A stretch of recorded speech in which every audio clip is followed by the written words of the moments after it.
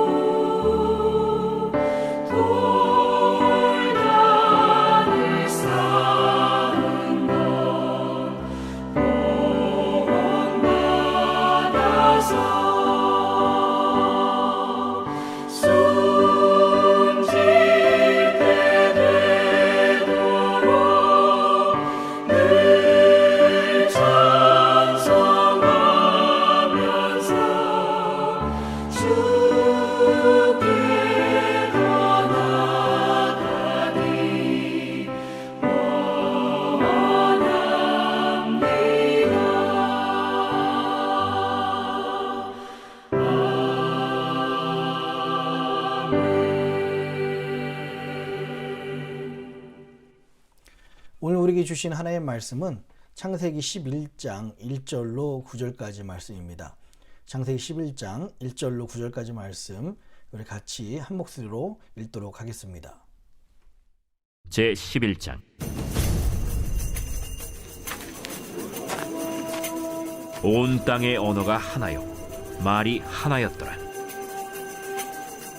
이에 그들이 동방으로 옮기다가 신할 평지를 만나 거기 거류하며 서로 말하되, 자, 벽돌을 만들어 견고히 굽자. 이에 벽돌로 돌을 대신하며 역청으로 진흙을 대신하고, 자, 성읍과 탑을 건설하여 그 탑 꼭대기를 하늘에 닿게 하여 우리 이름을 내고 온 지면에 흩어짐을 면하자. 여호와께서 사람들이 건설하는 그 성읍과 탑을 보려고 내려오셨더라. 이 무리가 한 족속이요 언어도 하나이므로 이같이 시작하였으니 이후로는 그 하고자 하는 일을 막을 수 없으리로다. 자, 우리가 내려가서 거기서 그들의 언어를 혼잡하게 하여 그들이 서로 알아듣지 못하게 하자. 여호와께서 거기서 그들을 온 지면에 흩으셨으므로 그들이 그 도시를 건설하기를 그쳤더라. 그러므로 그 이름을 바벨이라 하니 이는 여호와께서 거기서 온 땅의 언어를 혼잡하게 하셨음이니라. 여호와께서 거기서 그들을 온 지면에 흩으셨더라. 살아계신 아버지 하나님, 오늘도 하나님의 은혜 가운데 하나님의 은혜를 사모한 마음으로 온라인 예배로 나왔습니다.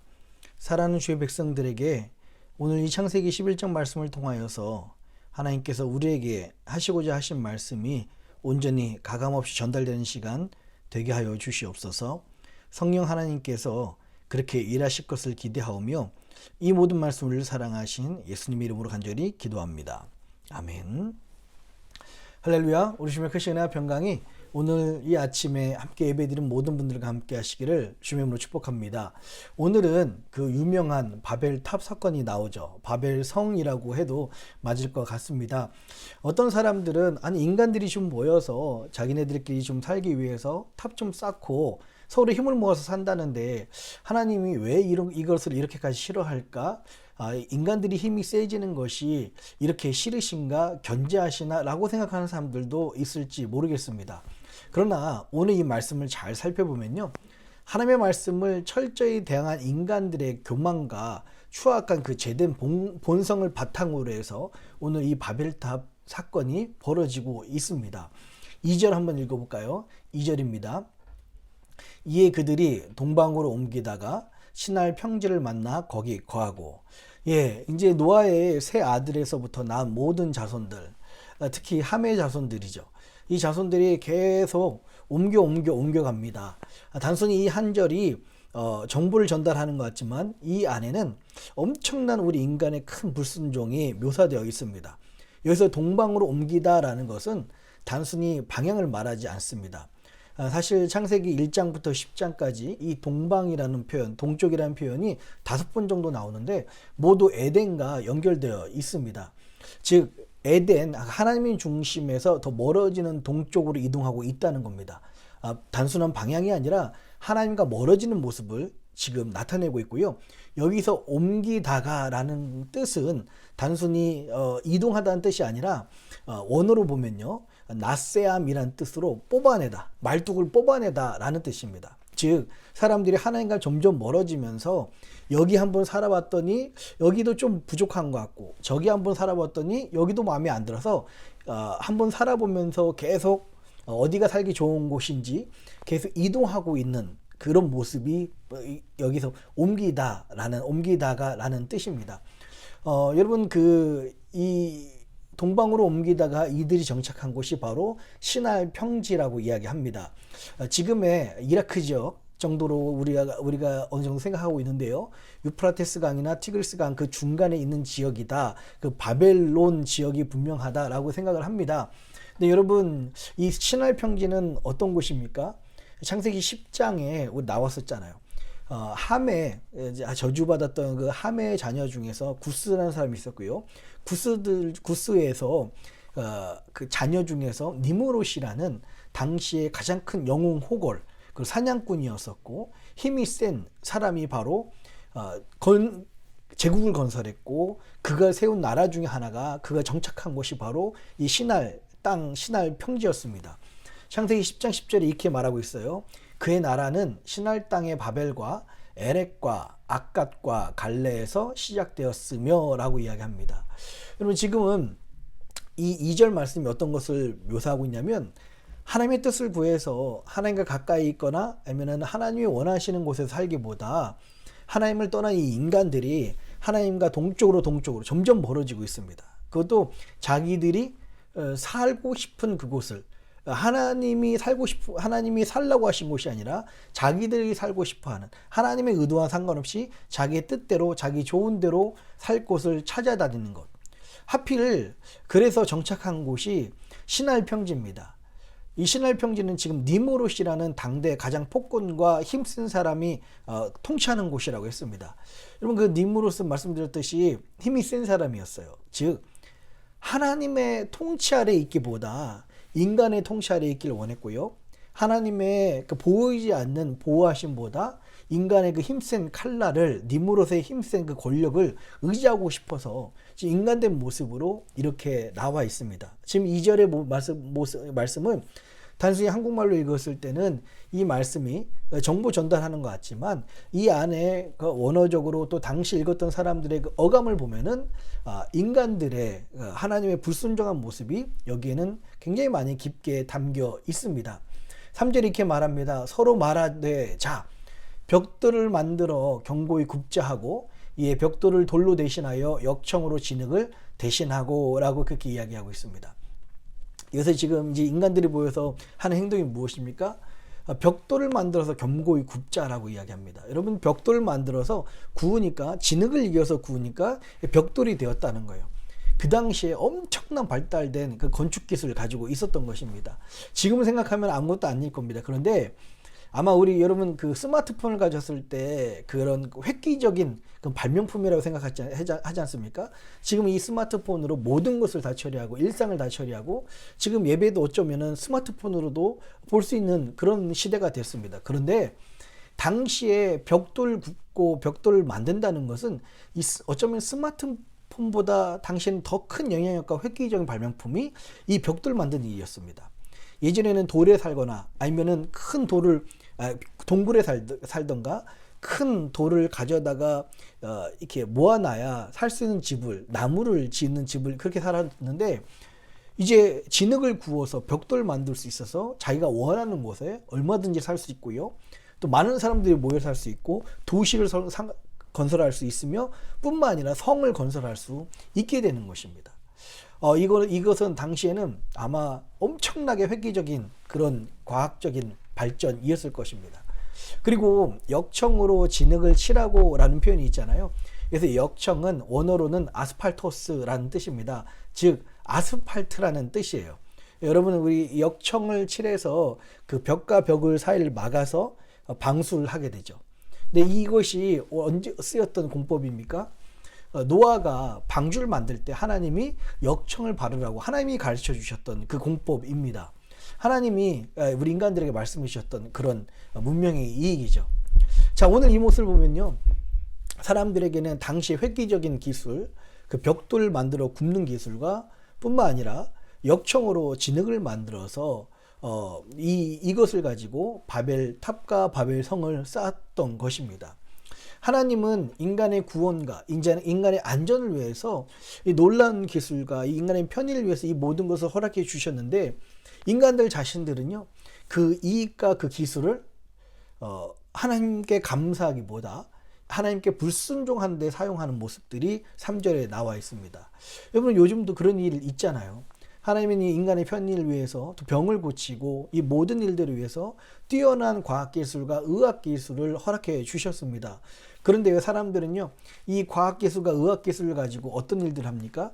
오히려 창조 질서를 해치는 생명복제라든지 어쩔 때는 남자를 여자로 만들고 여자를 남자로 만드는 그런 창조 질서를 해치는 망같은 일들을 하고 있습니다.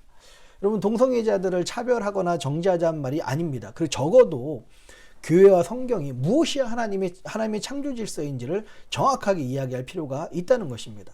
사회학적으로도 교회는 그런 윤리적인 선포를 할 책임을 질 그런 역할이 있습니다. 요즘 우리 자녀들이 얼마나 이런 성적인 정체성이 흔들리고 있습니까? 원래는 이 교회에서도 이것을 선포해야 되고 뿐만 아니라 하나님 주신 이 문명의 이기를 이런 데 절대 사용해서는, 창조 질서를 무너뜨리는 데 사용해서는 안 된다는 거죠. 4절입니다. 이렇게 말합니다. 또 말하되 자 성과 대를 쌓아 꼭대기를 하늘에 닿게 하여 우리 이름을 내고 온 지면에 흩어짐을 면하자 하였더니 라고 이야기합니다. 지금 인간들이 바벨 성, 바벨 탑을 쌓는 세 가지 이유를 말씀하고 있습니다. 뭐라고 했습니까? 하늘에 닿기 위해서. 즉 사람이 하나님처럼 되고 싶어하는 그 인본주의적인 모습입니다. 또 두 번째는 뭡니까?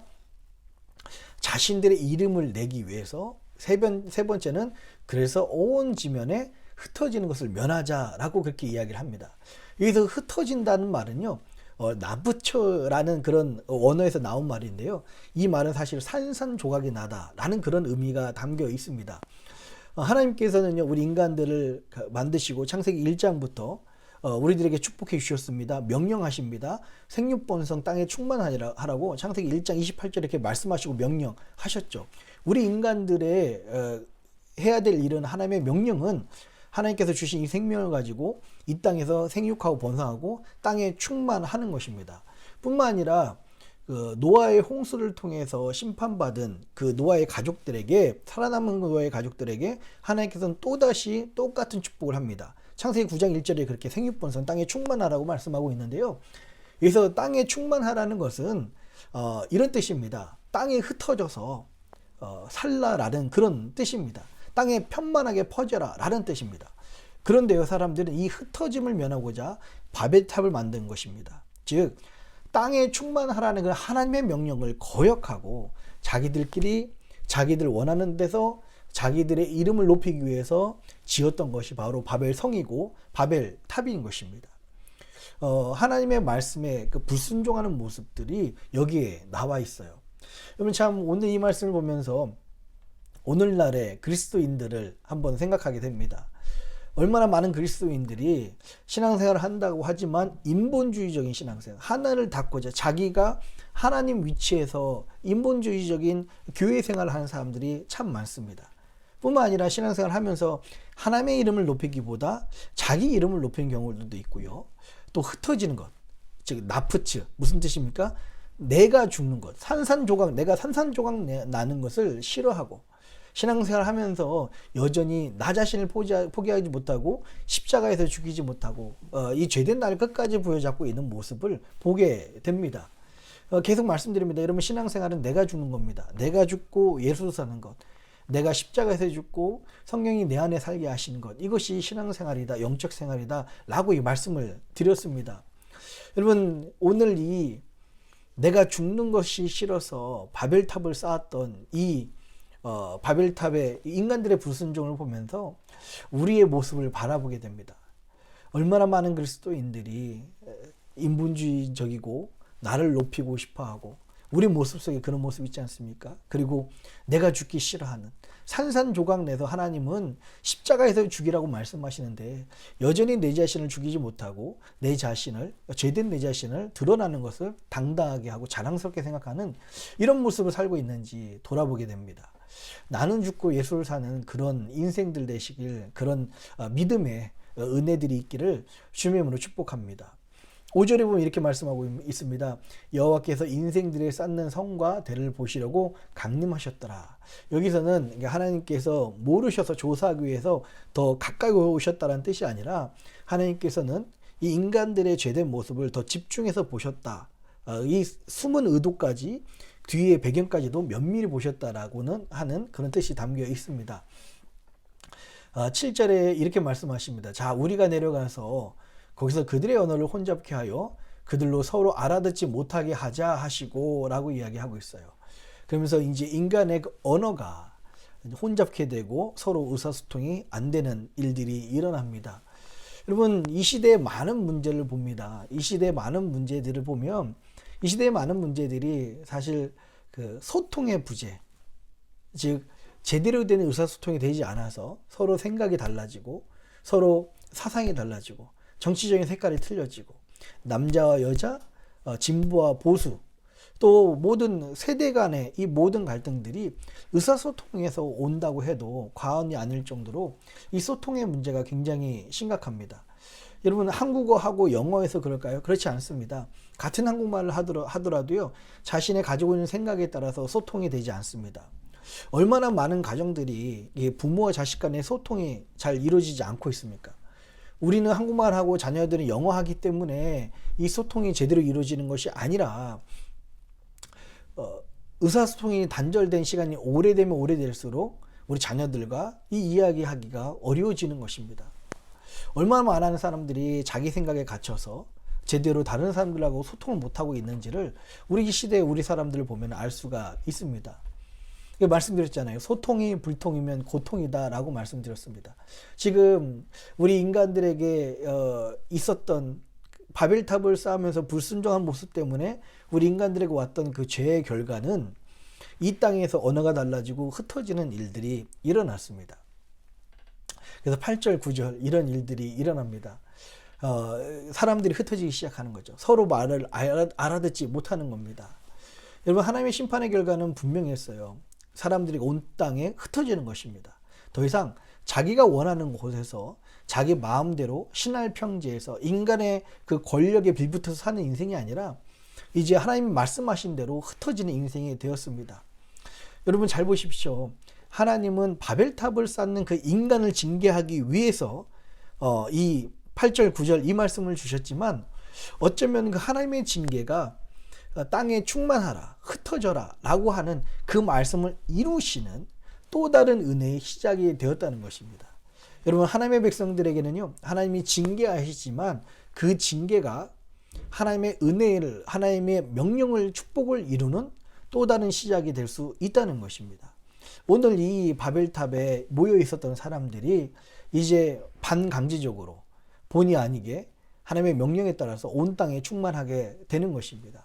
그래서 그 이후로 인류는 언어가 틀려지고요, 사람들과 흩어져서 살게 됐습니다. 여러분, 오늘 이 바벨탑 사건의 이 죄의 결과의 모습을 보면서 참 지금 오늘날 언어가 달라지고 다른 생각을 가지고 소통이 불통이어서 고통을 겪는 그런 시대를 보게 됩니다. 그런데 놀랍게도요, 이 바벨탑의 이 죄의 결과가 언제서 회복이 됩니까? 예, 사도행전 2장에 아버지께서 약속하신 성령이 이 땅에 임했을 때, 마가다락방에서요, 그들은 함께 모여 기도했을 때 하나의 하늘의 언어로 말하기 시작하는 것입니다. 그리고 언어가 달라지고 생각이 달라졌지만 하늘의 언어를 받기 시작하고, 성령이 임하시니까 하늘의 언어를 말하기 시작하고, 같은 방언을 말하기 시작하고, 같은 하나님 나라를 꿈꾸게 되는 것입니다. 바벨탑 사건, 즉 창세기 11장에 있었던 그 사건이 사도행전 2장 마가다락방에서 성령이 임했을 때 온전히 그 모든 것이 회복이 되고 오히려 이것을 반전시키는 하나님의 은혜가 있었다는 것입니다. 그렇다면 우리들은 지금 그 불순종의 결과처럼 흩어지고 언어가 다르고 소통이 안 되는 그런 인생을 살아야 되겠습니까? 우리 믿는 사람들이 살아야 될 인생은요, 이제 다시 마가의 다락방으로 가서 기도할 때 우리 안에 성령을 주시는 것을 기대하고, 성령이 우리 가운데 임했을 때 우리는 생각과 나이와 세대와 연령과 성별이 틀리지만, 그러나 한 하나님의 언어, 하늘의 언어로 말할 수 있는, 그리고 서로 하나님 나라를 꿈꾸는 놀라운 축복과 회복이 있기를 주님의 이름으로 축복합니다. 그래서 우리는요, 더 이상 바벨탑의 그 결과처럼 사는 인생이 아니라 하나님께서 우리에게 주신 그 성령을 부여잡고 이제는 하나님께서 회복시키실 것을 기대하며 하늘의 언어를 사용하며 기도하는 그런 저와 여러분 되시기를 주님의 이름으로 축복합니다. 여러분, 사도행전도 똑같았죠. 예루살렘 교회가 크게 부흥했습니다. 정말 크게 부흥했습니다. 그러나 예루살렘 교회가 땅에 충만하라 라는 말씀에 순종하지 못했을 때 사도행전 8장 1절 어떤 일이 있습니까? 사울이 스데반을 죽이고요, 그 온 핍박이 예루살렘 교회에 번져서 그 사람들이 다 유대와 사마리아 땅끝까지 모든 땅에 흩어지는 일들이 있습니다.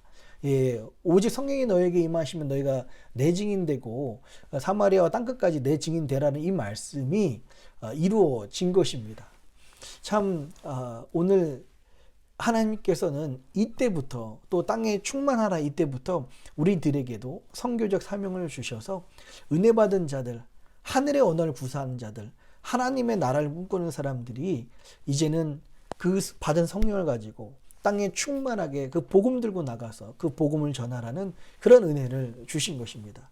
여러분, 우리는 지금 창세기 11장의 모습과 사도행전 8장의 모습을 대비하면서 보게 됩니다. 우리는 더 이상 불순종의 모습으로 창세기 11장 같은 그런 고통스러운 인생을 사는 인생이 아니라 사도행전 2장의 한 성령을 받고 사도행전 8장 말씀처럼 온 땅에 복음을 전하는 그런 주의 백성들 되시기를 주의 이름으로 축복합니다. 오늘도 우리가 소망하기는 우리가 함께 모여서 기도하지 못하지만 이렇게 온라인으로 예배드릴 때도 같이 기도 제목을 나눴을 때 하나님께서 우리에게 약속하신 성령을 부어주시길 원합니다. 그 성령 받은 이들이 하늘의 언어를 말하기를 원합니다. 뿐만 아니라 그것을 가지고 하나님 나라를 꿈꾸며 이 땅에 충만하게 하나님의 복음을 전하는 주의 백성 되시기를 주의 이름으로 축복합니다. 우리 같이 기도하도록 하겠습니다. 특별히 우리 나라를 위해서 기도했으면 좋겠습니다. 세계 각지에 있는 우크라이나 전쟁이 속히 그치도록 하고, 뿐만 아니라 각 나라 지도자들이 이 니무롯 같은 인생이 아니라 하나님을 두려워하고 정말 하나님 앞에서 선 그 국민들을 사랑하는 마음으로 이 일들을 감당하며, 특히 이 미국이 세계의 영적 리더로서 모습이 회복될 수 있도록 영적인 장자처럼 될 수 있도록 이 미국 땅을 위해서 기도해 주시기를 바랍니다. 뿐만 아니라 이 대한민국 한 주 동안에 많은 북핵 또 북한의 그 미사일 위험이 있습니다. 속히 평화 통일을 이루며 남북 관계가 평화롭게 진행되어서 하나님의 복음을 북한에게도 전할 수 있도록 인도하여 주시옵소서. 세 번째로 이태원 참사로 많은 이들이 참 슬픔 가운데 있습니다. 그 슬픔 때문에 독이 되어서 서로에게 원망하고 손가락질 할 수 있습니다. 하나님, 이태원 참사로 지금 큰 슬픔을 당하고 있는 많은 유가족들을 기억하시고 위로하여 주시옵소서. 뿐만 아니라 이 아픔이 우리에게 상처로만 남는 것이 아니라 성숙되어서 다시는 이런 일이 이 땅에 이루어지지 않으며, 뿐만 아니라 우리들이 서로 귀하게 서로를 위해서 정말 성숙해지는 그런 대한민국이 될 수 있도록 인도하여 주시옵소서. 우리 이를 위해서 잠시 기도하도록 하겠습니다.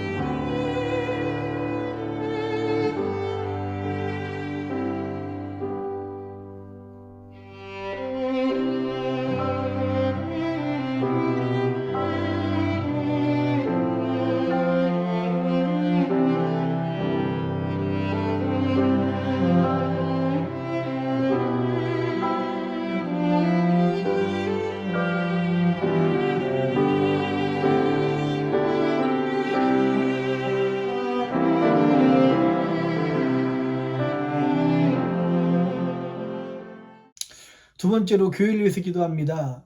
우리 미네소타 열왕감리교회가 성령이 이끄시는 교회, 예수님만 주인 되는 교회가 되기를 원합니다.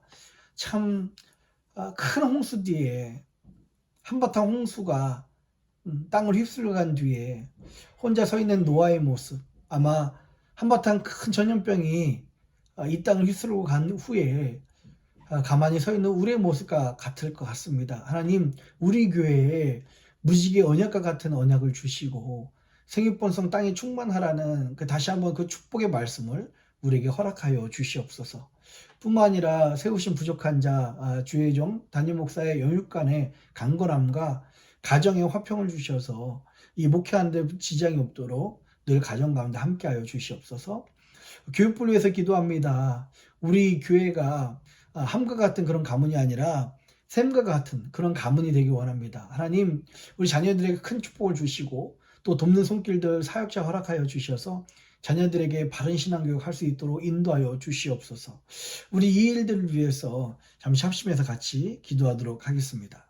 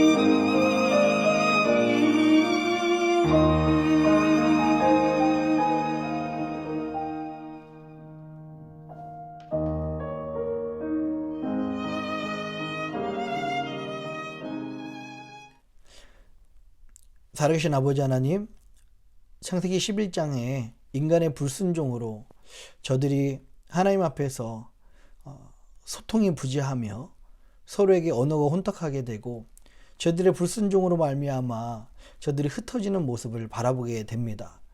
이제는 우리들도 하나님 더 이상 인본주의적이고 또 자기 이름을 내세우며 뿐만 아니라 자기가 죽는 것을 피하는 그런 인생이 아니라 하나님, 우리들에게 더 이상 창세기 11장 같은 죄의 결과로 사는 인생이 아니라 사도행전 2장처럼 약속하신 성령이 우리 가운데 임해서 같은 하늘의 언어를 말하고 하나님 나라를 꿈꾸며 온 땅에 충만하여서 주의 복음을 전하는 주의 은혜를 나누는 살아가는 주의 백성들 될 수 있도록 인도하여 주시옵소서. 더 이상 여기가 좋사오니 여기서 모여 사는 인생이 아니라 하나님께서 주신 은혜를 가지고서 그 복음과 그 은혜와 나에게 주신 그 사랑을 전하는 우리 살아가는 주의 백성들 되게 하여 주시옵소서. 오늘도 그렇게 우리의 삶을 가꿔주실 주님을 기대하옵고 이 모든 말씀을 사랑하신 예수님의 이름으로 기도합니다. 아멘.